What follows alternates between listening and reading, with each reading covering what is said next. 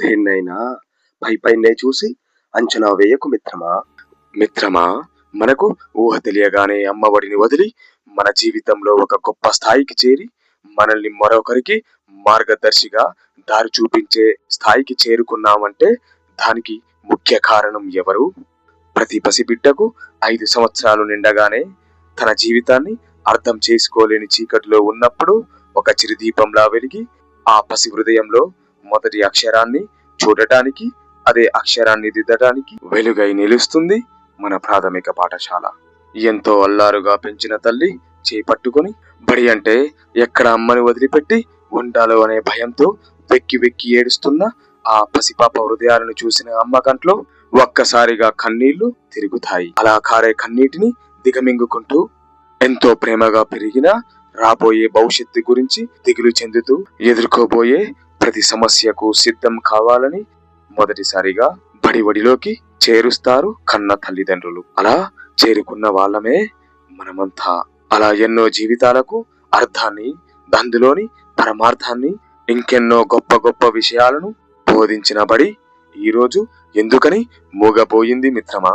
ఆడంబరమైన అందమైన తరగతి గదులు లేవు. ఎంతో అంకిత భావంతో నిండిన హృదయాలను కలిగిన గొప్ప గొప్ప ఉపాధ్యాయులు ఉండేవారు. ఆనాటి కాలంలో దుమ్ము పట్టిన నేలపై కూర్చొని విద్యను అభ్యసిస్తూ రాబోయే భవిష్యత్తుకు వైద్యులుగా, ఇంజనీర్లుగా, రాజకీయ నాయకులుగా ఎదుగుతున్నారు. నల్లని బోర్డుపై ప్రతి శుద్ధ ముక్కతో రాసిన ప్రతి అక్షరపు గుర్తు ఒక ఉజ్వల జీవితం వైపు నడిపించే అడుగై కదిలింది. ఒక్కొక్కరి జీవితం ఒక్కోలా ఉన్నప్పటికీ ఆ జీవితంలో ఎన్నో పోరాటాలను ఎదుర్కొనేందుకు ఆ 4 గోడల మధ్య నేను సాధిస్తా అనే ఆశను ప్రతి ఒక్క విద్యార్థి గుండెల్లో బలంగా నిర్మించింది. మిత్రమా, ఈ రోజులో ఏమి కావాలన్నా ఉండవలసింది డబ్బు. కానీ ఈ ప్రభుత్వ పాఠశాలలో ఎన్నో గొప్ప గొప్ప కళలు కనడానికి, అలా కన్న కళలను నెరవేర్చడానికి కావలసిన జ్ఞాన సంపదను పుష్కలంగా అందించింది. అంతేకాదు మిత్రమా, ఎలాంటి కుల మతాల భేదాలను చూపకుండా అందరికీ ఒకే రంగు దుస్తువులై వాళ్ళు పేదవాళ్ళు, వీళ్ళు ధనికులు అనే భేదం లేకుండా అందరినీ సమానంగా ఆదరిస్తూ తన ఒడిలో కూర్చోపెట్టుకుంది. మిత్రమా, మన జీవితంలో జరిగే ఎన్నో సందర్భాలలో ఇది మంచి, ఇది చెడు, ఇది న్యాయము, ఇది అన్యాయము, ఇది ధర్మము, ఇది అధర్మము అని ఎన్నో విషయాల మధ్య వ్యత్యాసాలను మనకు ఒక కథలా మలిసి చెబుతుంటే మన కళ్ళ ముందు చూడటానికి టీవీ లేకపోయినా మనం వినే ఆ కథనే ఒక చిత్రంలా ఊహించుకుంటూ మన మెదడులో దాచుకుంటాం. మిత్రమా, రాముడు మంచి బాలుడు అనే కథ నుండి మొదలుకొని నిండు సభలో ఒక ఆడదాని వస్త్రాలను అపహరణ చేస్తుంటే ఆ సభలోని గురు పెద్దలందరూ కళ్ళు అప్పగించి ఆ సింహాసనానికి కట్టుబడి ఉన్నాం అనే సాకుతో జరిగే అన్యాయాన్ని ఆపకపోగా మౌనం వహించి అలా చేసిన ఆ కర్మఫలమే మహాభారతంలోని 18వ రోజున కాచిన కాయ పండై రాలినట్టు వారు చేసుకున్న కర్మ ఫలితాలన్నిటినీ ఒక్కొక్కరుగా అనుభవిస్తూ దిక్కులేని చావు చస్తుంటే కళ్ళ ముందు జరిగే అన్యాయాన్ని ఆపకపోయినా దాన్ని చూస్తూ ఉండటం కూడా ఒక పాపమే అనే నీతిని ఎన్నో లక్షల మంది ప్రాణాలు చివరి దశకు చేరేంత వరకు అర్థం కాని విషయాన్ని కూడా ఈ బడే అక్షరాలుగా మలిచి ఒక పాఠంలా మనకు ధర్మ మార్గాన్ని ఎన్నుకోమని వెన్నును తట్టి నడిపించిన ఘనత కూడా ఈ బడిదే కదా మిత్రమా. మిత్రమా, ప్రభుత్వ పాఠశాల అనేది కేవలం ఒక తరగతి గదులతో నిండిన ప్రదేశమే కాదు. అది ఎంతో మంది మనుషులు, వారి మనస్తత్వాలు, వారి చేసిన త్యాగాలను పునాదిగా మార్చి చిరిగిన అంగీలేసుకుంటూ ఒక మూలన కూర్చున్న వారిని చులకనగా చూస్తుంటే జరిగే అన్యాయాన్ని తట్టుకోలేక విసిరిన విత్తనాలే పెద్ద పెద్ద వృక్షాలుగా మారి ఎన్నో జీవరాశులకు అండగా మారినట్టు అంటరాని వారిగా చూసిన మహనీయుడైన అంబేద్కర్ గారిని గుండెకు హత్తుకొని ఆయన లేకపోయినా ఎన్నో కోట్ల మంది గుండెల్లో ఈనాటికి నిలిచిపోయేలా చేసే ఆత్మవిశ్వాసాన్ని, ఆ సంకల్పాన్ని గుండె నిండా నింపింది కూడా ఈ పాఠశాలే మిత్రమా.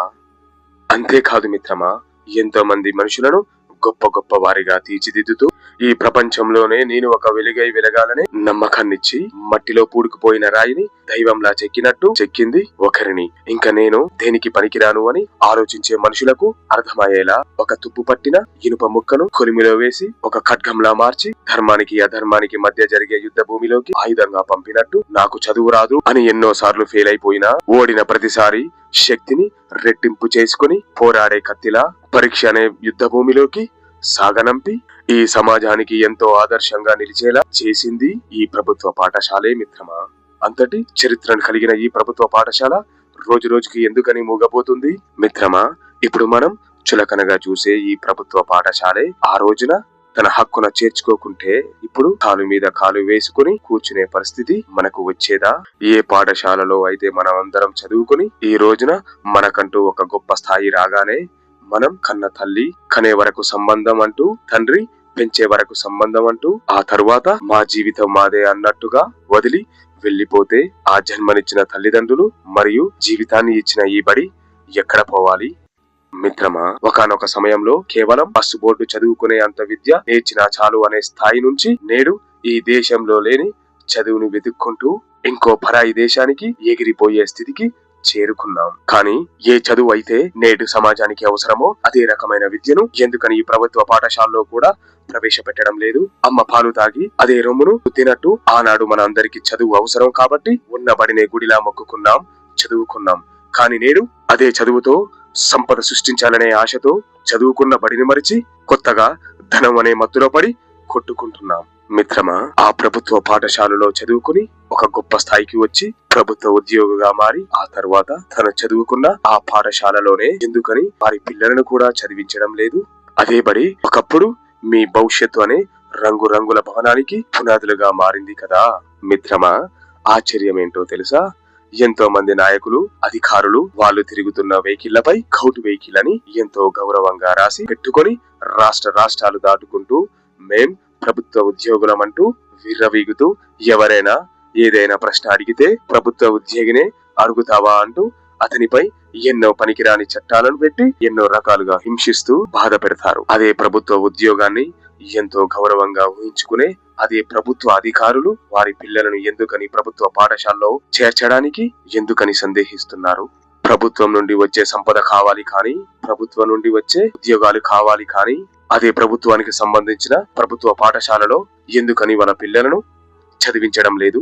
ప్రతి సంవత్సరానికి ఒకసారి ప్రభుత్వ ఉద్యోగుల జీతాలు పెరగాలి కానీ ప్రభుత్వ పాఠశాలని విద్య మాత్రం నేటికి ఈ జనరేషన్ కి తగ్గట్టుగా ఎందుకని మారడం లేదు మిత్రమా?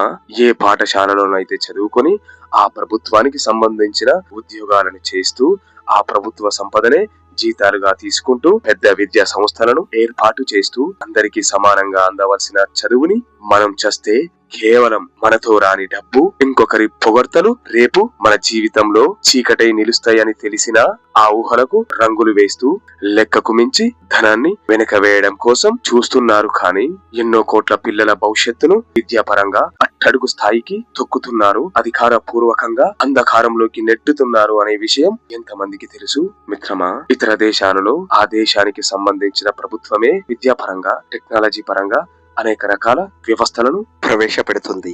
మనలో ఎంతో మంది అదే ప్రభుత్వ పాఠశాలలో చదువుకొని ఇప్పుడు ఎంతో గొప్ప స్థాయికి చేరుకొని ఎంతో ఆనందంగా బ్రతకడానికి ఈ ప్రభుత్వ పాఠశాలే కారణమయ్యింది. అదే పాఠశాల ఇప్పుడు తన ఉనికిని ఎక్కడ కోల్పోతుందో అని దిగులు చెందుతుంది. ఎంతో మంది పిల్లల జీవితాలలో రంగులు నింపి ఆ పిల్లల రంగురంగుల ప్రపంచాన్ని చూస్తూ ఎంతో మురిసిపోయిన ఆ బడి గోడలు ఆకురు పట్టి తన భవిష్యత్తును తలుచుకుంటూ కుంగిపోతుంది.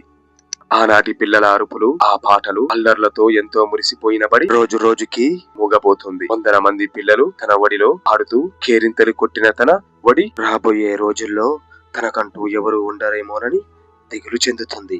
మిత్రమా, ఒకటి మాత్రం నిజం, ఒకానొక సమయంలో చదువును మనం సంపదగా దోచుకున్నాం అని నేటి కాలంలో మనకు సొంతమైన చదువుని కొందరు సొంత లాభాల కోసం కొత్త థియరీలను ప్రవేశపెడుతూ చదువునే రాబడినిచ్చే పెట్టుబడిగా మారుస్తున్నారు. ప్రభుత్వ ఉద్యోగాలను ఎంతో గొప్పగా చూసే మనం ప్రభుత్వ పాఠశాలలో చదువుని చిన్న చూపు చూస్తూ మన పిల్లలను ప్రైవేట్ స్కూళ్లలో చేరుస్తున్నాం. అంటే ఒక ప్రభుత్వ ఉపాధ్యాయుడు అదే ప్రభుత్వ పాఠశాలలో చదువుకుని ఉపాధ్యాయుడుగా మారాడు. కానీ ఇప్పుడు ఆ ప్రభుత్వ ఉపాధ్యాయుడే వాళ్ళ పిల్లలను ప్రైవేట్ బడిలోకి పంపిస్తున్నాడు. అంటే అని అర్థం వారు చెప్పే చదువు మీద వారికి నమ్మకం లేదా, లేక వారు చెప్పే విద్య అంత గొప్పది కాదా అనే విషయాన్ని నేను వారి అంకిత భావానికి వదిలేస్తున్నాను. మిత్రమా, ఈ వీడియో ద్వారా మీకు నేను చెప్పేది ఒక్కటే, మన భారతదేశానికి ఎన్నో సంవత్సరాల క్రితమే స్వతంత్రం వచ్చినప్పటికీ ఇంకా ఈ దేశం ఎంతో అట్టడుగు స్థాయిలోనే ఉండిపోయింది. అదే పేదరికం అనే చీకట్లో మునిగిపోయింది. ఆ పేదరికం అనే చీకట్లోకి వెలుగు తీసుకురావాలంటే ఈ ప్రభుత్వ పాఠశాలల్లో కూడా ప్రైవేటు పాఠశాలలకు ధీటుగా విద్యను బోధించినట్లయితే రాబోయే తరాలకు వారి బంగారు భవిష్యత్తులకు అది వేసిన ఘనత మనదవుతుంది అనే చిన్న నమ్మకంతో ఈ వీడియోని మీ అందరికీ అంకితం చేస్తూ జై హింద్, జై భారత్, జై జై భారత్.